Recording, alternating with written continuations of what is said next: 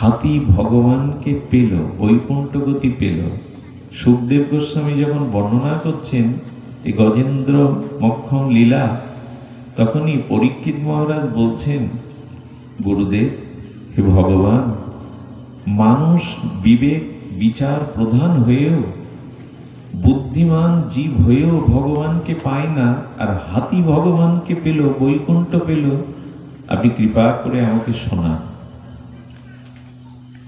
হাতি ভগবানকে পাবে কেন? এই জিজ্ঞাসা জেগেছে, আপনি আমাকে কৃপা করে শ্রবণ করান। মনে পড়ে, আমি সূত্রগুলো বলছি। এক বলবান হস্তি, এই গজেন্দ্র একটি জঙ্গলে সেই রাজা, তার স্ত্রী পুত্র কন্যা নিয়ে বিরাট সংসার, সুখেই আছে জঙ্গলের রাজাধিরাজ হয়ে। হঠাৎ গরমের দিনে মনে হলো এই শান্ত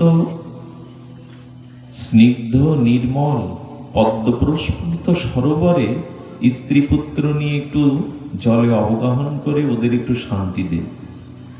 মানুষ যেমন দেখবেন বেড়াতে যায়, পিকনিক করতে যায়, পর্যটনে যায়, স্ত্রী পুত্র নিয়েই তো যায় একটু শান্তি পেতে, একটু কোলাহল থেকে দূরে যেতে, একটু গতানুগতিক জীবনে একটু বিনোদন, একটু আনন্দের জন্যই তো কক্সবাজারে, পুরীতে, কত জায়গায় যায়। তো এই হাতি তার সন্তানদের, তার স্ত্রীদিগকে একটু সুখ আনন্দ দেবে বলে সেই গভীর জঙ্গল থেকে এসেছে পদ্ম প্রস্ফুটিত নির্মল স্বচ্ছ সরোবরে স্নান করতে, আনন্দ পেতে। দলবল নিয়ে, অর্থাৎ পুত্রকন্যা স্ত্রীগণকে নিয়ে সরোবরে নেমে। হাতি সরোবরে নামলে পদ্মের অবস্থা কি হয়?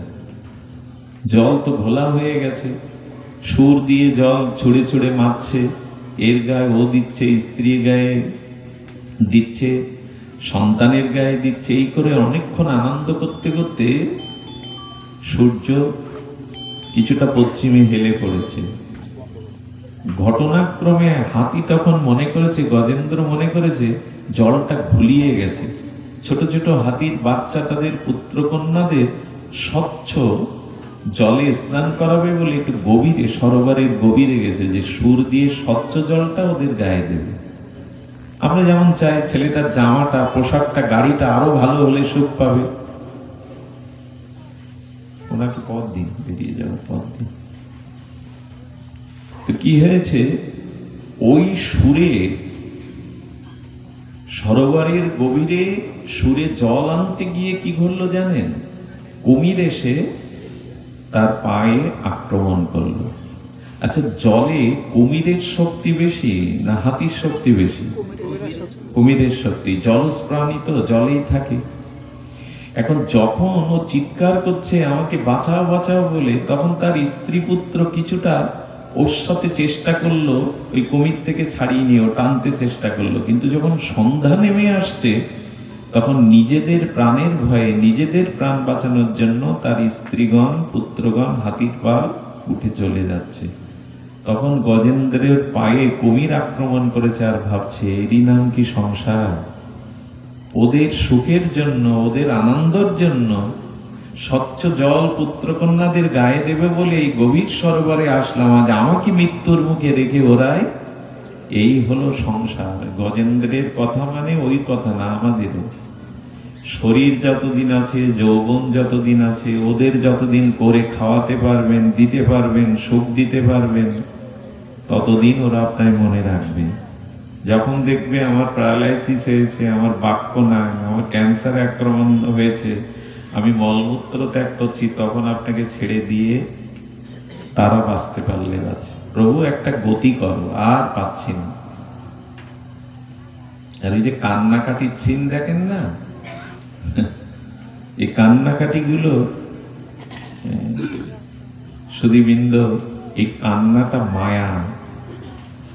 একজনের বাড়িতে মানুষ মারা গেলে ওই দিন যেভাবে ওরা কাঁদে আছাড় খায়, মনে হবে এরা জীবনে উঠে দাঁড়াবে না, আর হাসবে না। এদের জীবনে সব আনন্দই আজ 11 দিন বা 15 দিন শ্রাদ্ধের দিন যাবে, উৎসবের মতো লেগে থাকে। ভালো খাওয়া দাওয়া, আত্মীয় স্বজন, পোশাক আশাক লেগে গেছে, ওই 11 দিনেই শোক ভ্যানিশ। এই তো সংসার, এই তো জগৎ। সুধীজন, এই জন্য এর একটি বিচিত্র এই সংসার। বিচিত্র সংসার এই জন্য বললি, এই সংসারটা স্বার্থ দিয়ে গড়া। তো গজেন্দ্র দেখছেন যে সন্ধ্যা সমাগত, অস্তাচলে, আর দিনমণি অস্ত যাচ্ছে। তাই দেখে তার স্ত্রীগণ, সাথীগণ, পুত্রকন্যাগণ সবাই চলে গেল। কুমির যখন হস্তির পাকে, গজেন্দ্রের পাকে আগড়ে ধরেছে, আর সব নিজজন যখন পেছন থেকে চলে গেছে, ঠিক তখনই হাতি দেখছে যে এই মুহূর্তে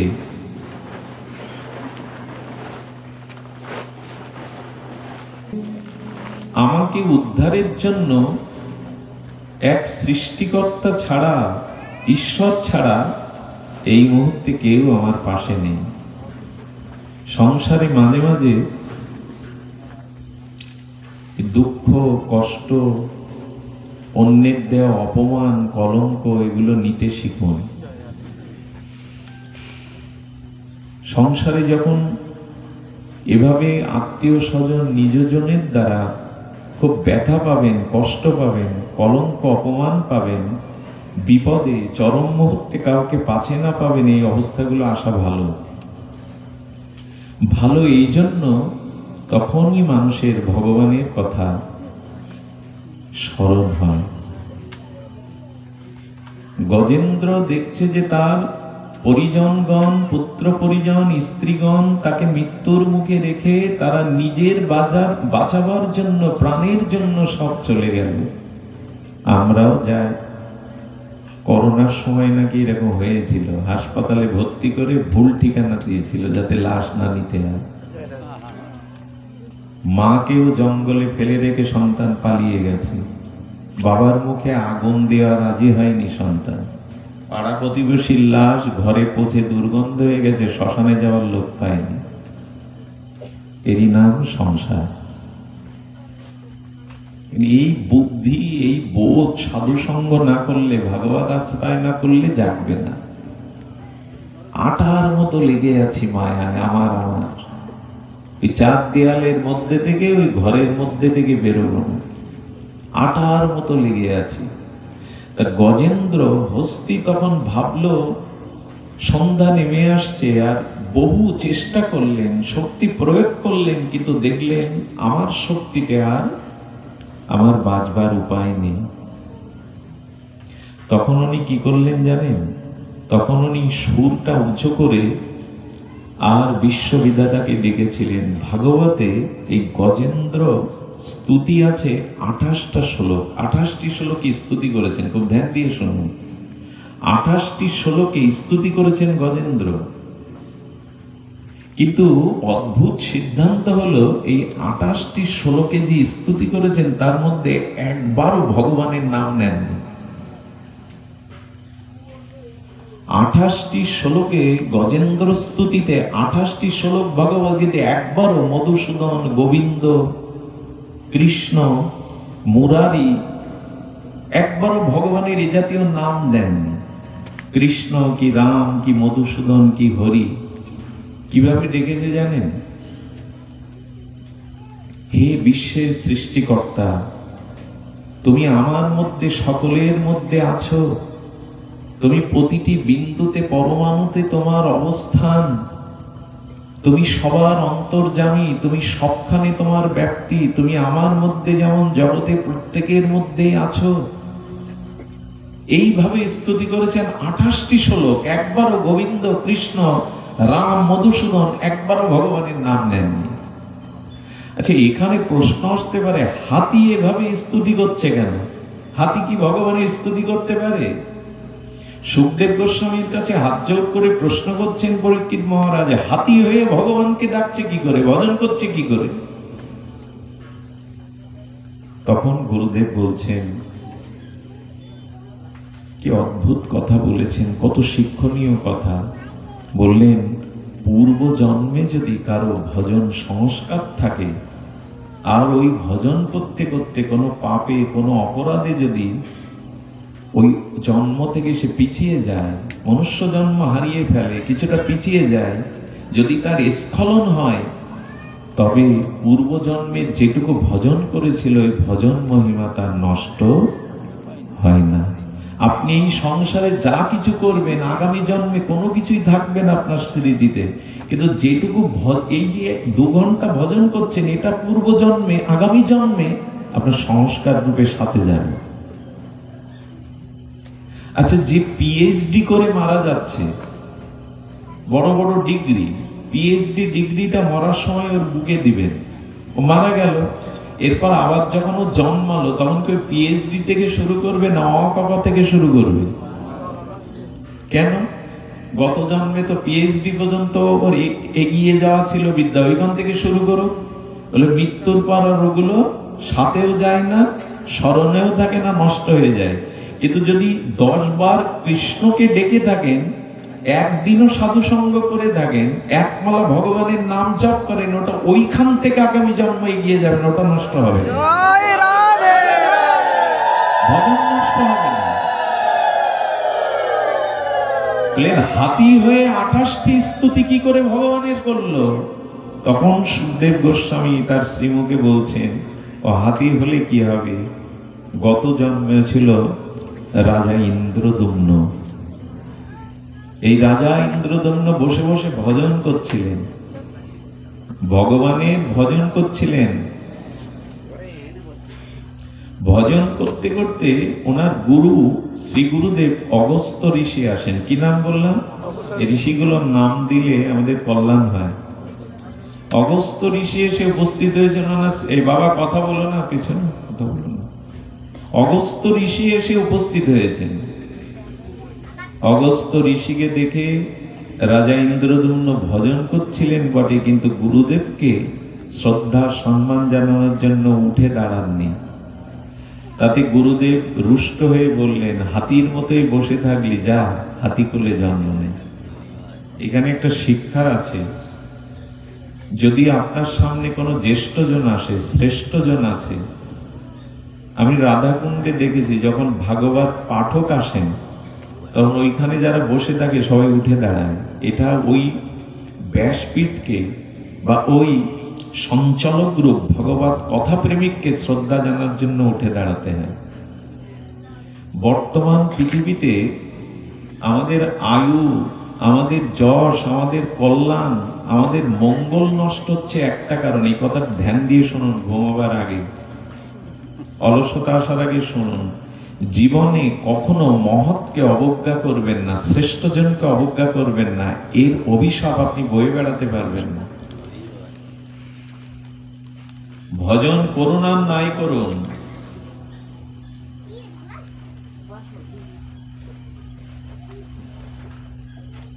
আচরণ করুন আর না করুন, কোন মহতের চরণে ইশারা দিয়ে, চোখের ইশারায় দেখবেন, যখন কাউকে আমাদের ঠিক মনোমতো শ্রদ্ধা আসে না, তখন তার পাশ দিয়ে হেঁটে যেতে গেলে আমাদের চোখ, আমাদের অঙ্গভঙ্গিমা অহংকার প্রকাশ করে।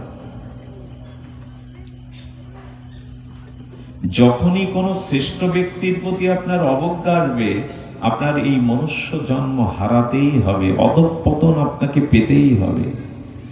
আয়ু নষ্ট হবে, শ্রী নষ্ট হবে, যশ নষ্ট হবে, ইহকাল পরকালের সমস্ত মঙ্গল নষ্ট হবে, এমনকি ধর্মও নষ্ট হবে যদি মহৎ অবজ্ঞা করে। এই জন্য পিতা মাতা, গুরুজন, সাধুজন, আমার থেকে যিনি কোনো গুণে শ্রেষ্ঠ, তার কাছে নিজের অভিমান প্রকাশ করতে যাবেন না। আগেকার দিনে এত ভাগবত প্রচার ছিল না, কিন্তু শিক্ষক দেখলে গাড়ি থেকে নেমে শিক্ষককে নমস্কার করত, পায়ে হাত দিয়ে প্রণাম করত। এখন শিক্ষকের সাথে তাসও খেলে ছাত্র। পৃথিবীর সব থেকে বড় ক্ষতি হয়ে গেছে এই শ্রেষ্ঠজনকে। আর এটা কেন হয় জানেন? যার ভিতরে দৈন্য থাকে না, দীনতা থাকে না, ভজন থাকে না, শাস্ত্র জ্ঞান থাকে না, তখন তার মাথা নত হতে চায় না। আমরা তো সারা জীবন ভগবানকে, সাধুজনকে প্রণাম করিনি। এই জন্য দেখবেন এখন বাচ্চা কাচ্চাকে মাঝে মাঝে আমরা পাঠ করতে গেলে মায়ের সাথে যে ছেলেটা আসছে, মেয়েটা আসছে, সে তো 9-এ পড়ে, 8-এ পড়ে, কি বিএ পাস করেছে, ওকে মা বাবা ইশারায় যতবার বলতে যে একটু প্রণাম কর, মাথা নত কর, ও মাথা নত করবে না। মাঝে মাঝে ছেলে মেয়েকে ঠেসে ধরে, মাথা ধরে ঠেসে ধরে হয়, ধরে করে জোর করে এই পথে কিছু করা যায়? আপনিও তো এই শ্রদ্ধার চাষ ওকে শেখাননি। স্ত্রী যদি স্বামীকে প্রতিদিন প্রণাম করে, যদি স্বামী দেখে, স্ত্রী দেখে যে পিতামাতাকে, নিজের মাকে, নিজের শ্বশুর শাশুড়িকে আমার স্বামী প্রতিদিন প্রণাম করে, তখন একদিন না একদিন হলেও বৌমাও তার সাথে সাথে প্রণাম করা শিখে। এই প্রণামটাই এখন বাড়ি থেকে উঠে গেছে। প্রণামই হলো, ভগবান বলছেন, ভগবান 4টি বিষয় বলেছেন যে আমার চরণে এই 4টি যে কোনো ভাবে একটার সাথে যুক্ত হও। মন্মনা ভব, মদ্ভক্ত, মজ্জাজিমাং নমস্কুরু। শেষের শব্দটা বলেছেন, কিছুই না পারো, গুরুকে, পিতামাতাকে, ভগবানকে একটা করে প্রণাম করো প্রতিদিন। আজ গুরুবর্গকে আমরা প্রণাম করি না। এদের আশীর্বাদটা খুব প্রয়োজন। আজ আমরা আশীর্বাদ ছাড়া, আমাদের মাথার উপরে কারো শুভ আশীর্বাদ নেই। এই জন্য তো ছন্ন ছাড়া জীবন, রোগগ্রস্ত জীবন, অশান্তময় জীবন। আশীর্বাদটা তো নেই না। আমরা পিতামাতাকে প্রণাম করলে, গুরুদেবকে প্রতিদিন প্রণাম করলে, মাথার উপরে হাত রেখে তিনি যে আশীষ দেন, এতেই জীবন অনেক মঙ্গলময় হয়। বেদ ভগবান এই জন্য 4টি মন্ত্র দিয়েছেন, মাতৃ দেব ভব, পিতৃ দেব ভব, অতিথি দেব ভব, আচার্য দেব ভব। এই 4টি বেদের মন্ত্র এসেছে। পিতামাতাকে নিত্য প্রণাম করো, অতিথি সৎকার করো, আচার্যকে নিত্য বন্দনা প্রণাম আদি করো।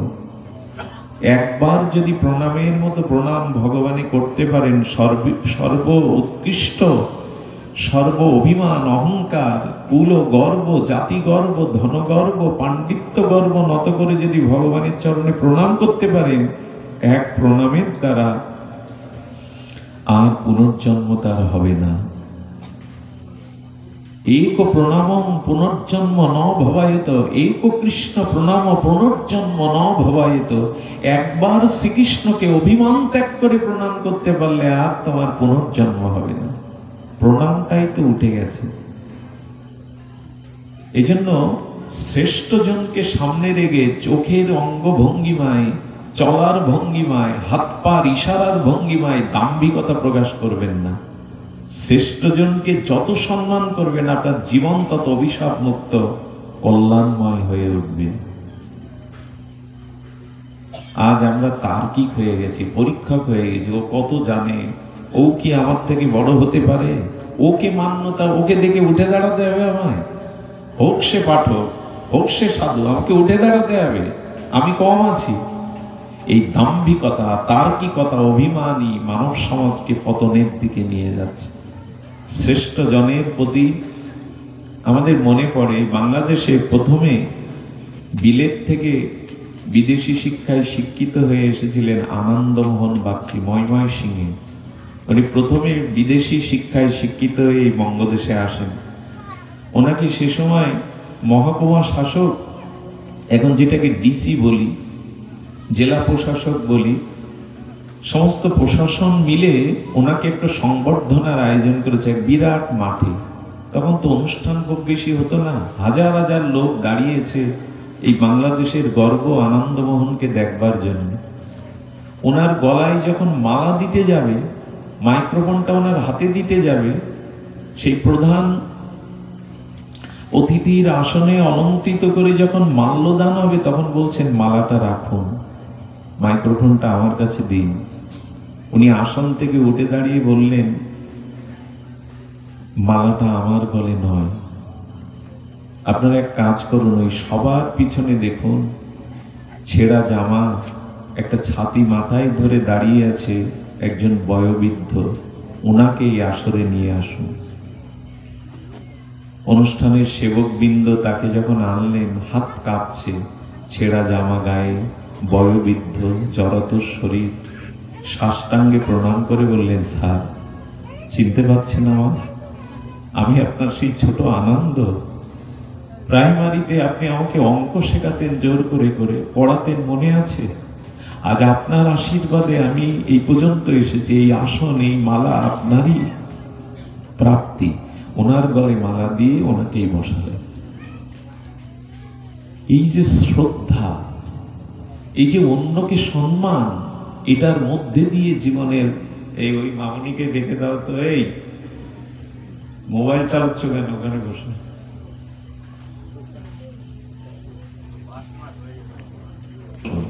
ঘরে ঘরে সব জায়গায় ভাগবত বলতে যেও না। এই ভাবগুলো নষ্ট হয়ে গেলে খুব আঘাত লাগে ভেতরে। আর এখানে যদি আসেন, ওই যে বললাম মহৎ হরি কথাতে যদি বিঘ্ন ঘটান, সে দায়ভার আপনি বইতে পারবেন না। সারা দিন তো, সারা রাত তো পড়ে আছে ওগুলো দেখবার, ওগুলো শুনবার। এখানে ওগুলোর প্রয়োজন কি? সারা দিন সারা রাত নিয়েই তো পড়ে আছে ওগুলি। এইখানেও যদি ওই প্রয়োজন থাকে, তার কোথায় যাব? জ্বালা জোড়াবার জায়গা কোথায়? সারা জীবন তো জ্বলে পড়ে মরছি সংসারে, তো এখানে এসেও যদি ওই জ্বালা, ওই যন্ত্রণা ওই সাথে নিয়ে আসি,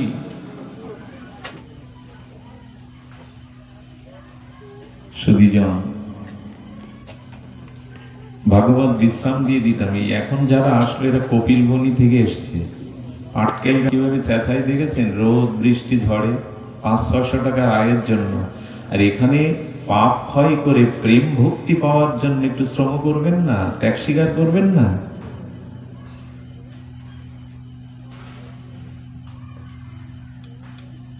এখানে এসেও আন কথা বলা, অন্যদিকে মনোনিবেশ করা, গীতায় যা বলেছে তা বলতে ভয় হয়। গোবিন্দ বলছেন, যেখানে আমার গুণগাথা হয় সেখানে উপস্থিত থেকেও যদি কেউ সাংসারিক বান কথা বলে, আগামী জন্মে আমি তাকে শুকর জনিতে নিক্ষেপ করি, মানুষ হওয়ার ভাগ্য সে হারিয়ে ফেলে।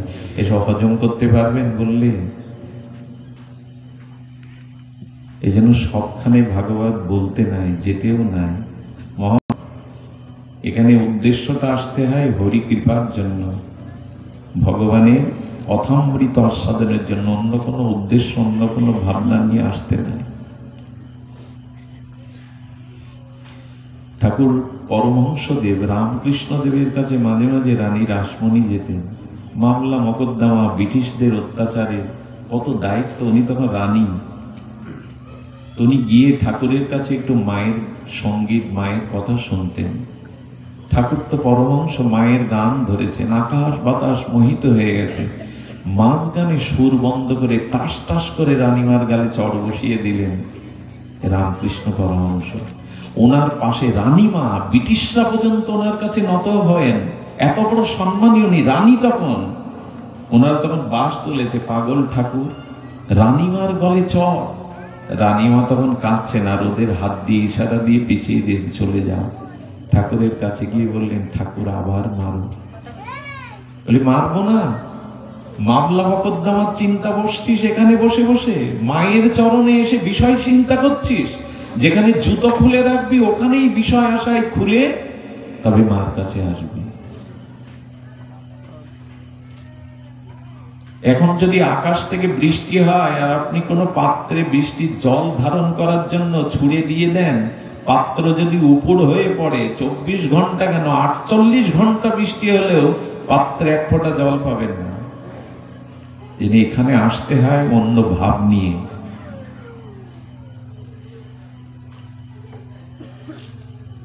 সুধীজন, মৃত্যুর সময় মানুষের অর্থ, স্ত্রী পুত্র, বিষয় সম্পত্তি, এগুলি আপনি যাদেরকে ভালোবাসতে গিয়ে ভগবানকেই ভালোবাসতে পারলেন না, একবার চিন্তা করেছেন ওরা কতটুকু কাজে আসবে আপনার?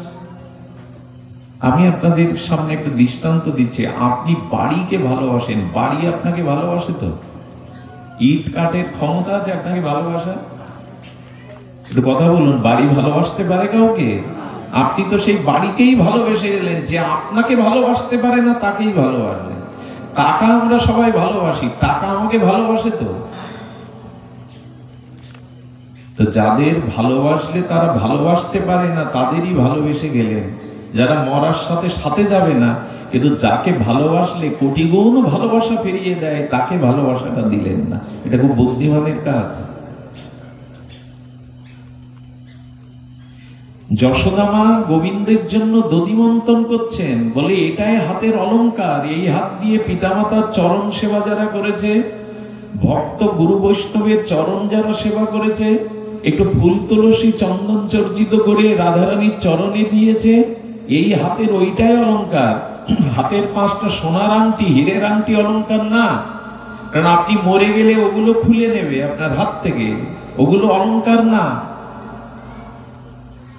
ওই হাত দিয়ে যেটুকু ভগবত কর্ম করেছেন গুরু বৈষ্ণবের সেবা, ওইটাই সাথে যাবে। আংটি দেবে, চিটাই দেবে? কাকে ভালোবাসতে হয়, কাকে সর্বস্ব দিতে হয়, এ বুদ্ধি শ্রী গুরু বৈষ্ণবের মহিমা ছাড়া বোঝা যায় না। তো গজেন্দ্র হাতি হয়ে ভগবানের স্তুতি করছেন, বিখ্যাত ভাগবতের স্তুতি 28টি শ্লোকে। কেন? পূর্বজন্মে রাজা ইন্দ্রদুম্ন গুরুকে দেখে সম্মানে উঠে দাঁড়ায়নি, তাই বললে উঠলি যখন না, হাতির মতোই বসে থাকলি, যা হস্তি হয়ে জন্ম নে। যে না, হাতি হয়ে এসেছে, কিন্তু ওই যে ভজন করেছিল। দেখুন গোবিন্দ বলেছেন, কোনতেও প্রতি জানিহি নমে ভক্ত প্রণশ্যতি। যে একবার গুরুচরণ আশ্রয় করেছে, ভগবত ভজন আশ্রয় করেছে, সে কোনো কারণে যদি পতন হয় তবু ভজন নষ্ট হবে না। আগামী জন্মে সে যে কুলেই যাক, সেখান হতে ভজন করে আমায় পাবে। ভজন কখনো নষ্ট হবে না, ভজন নষ্ট হয় না। এই জন্য 2-4 দিন জগতে যতদিন আছি ততদিন ভগবত ভজন সাধু সঙ্গ হরিকথা শ্রবণ কীর্তন করুন। এটা আগামী জন্মে এখান থেকে এগিয়ে যেতে পারবে। ভজন সম্পদকে কেড়ে নিতে পারে না, এটা বিনষ্ট। অপরাধ করে যদি পিছিয়েও যায়, এই যেমন ইন্দ্রদুম্ন রাজা থেকে হস্তি হয়েছে, তবু তার ভগবত বুদ্ধি জানি নাই। হাতি কখনো স্তুতি করে ভগবানের? 28টি শ্লোকে স্তুতি করলেন। আগেই বলেছি, এই 28টি শ্লোকের মধ্যে একবারও ভগবানের নাম মধুসূদনকে কৃষ্ণ বাসুদেব নেননি। ওই যে তুমি সর্বভূতে আছো, তুমি আমার হৃদয়ে সর্বজীবের হৃদয়ে আছো, তুমি অনুপরমাণুতে আছো, তুমি বিশ্বেশ্বর, এমন করে স্তুতি করছেন। আচ্ছা, এই স্তুতিগুলো দেবতারা শুনছে না? ব্রহ্মা শুনছে না? সবাই শুনছে। কিন্তু দেখুন, ব্রহ্মা মনে মনে ভাবছে উনি তো ভগবানের নাম নিয়ে ডাকছেন না, আবার আমাদেরও নাম নিচ্ছেন না, তা আমাকে ভজনা করছে না, আমাকে ডাকছে না, তো আমি যাব কেন? এই হলো দেবতাদের বুদ্ধি। আমাকে ভজনা করছে না, তো আমি ওকে বাঁচাতে যাব কেন? আচ্ছা, সীতা যখন হরণ হয় তখন দেবতারা বুঝতে পারেনি? দেবতাদের অজানা ছিল যে মা হরণ হচ্ছে, এগিয়ে আসেনি কেন?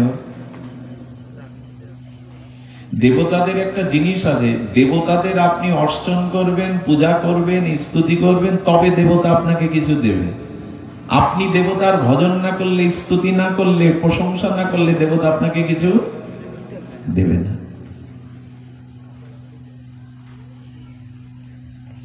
এই জন্য দেবতারা শুনেছিল, ব্রহ্মা বলছে আমাকে তো ডাকছে না, তো আমি যাব কেন?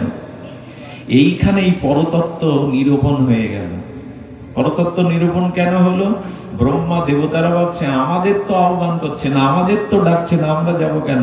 আর ও যেভাবে স্তুতি করছে, সে তো পরতত্ত্ব স্বয়ং ভগবানকেই ডাকছে, ও আমাদের না। ওই যে তুমি সর্বজীবের হৃদয়ে আছো, সর্ব অনুপরমাণুতে আছো, সর্বঘটে পটে সর্বস্থানে আছো, এটা তো পরমেশ্বর ভগবানের পরতত্ত্বকেই এটি প্রতিপাদ্য করা হচ্ছে। তো যাকে ডাকা হচ্ছে তিনি কি জানেন না?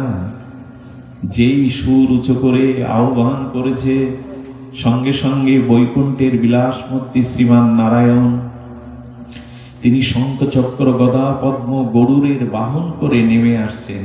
আর গরুরের পাখনাতে, গরুর মানে এখন যেমন বিমান, ধনী ব্যক্তিদের, প্রভাবশালী ব্যক্তিদের, রাজেন্দ্র সম্রাটদের বিমান থাকে, ব্যক্তিগত বিমান, তো ভগবানের যাতে করে উনি চড়ে বেড়ান সেটি হলো গরুর। আর গরুরের পাখা থেকে সামবেদের মন্ত্র স্তুতি হয়। কি বেদের?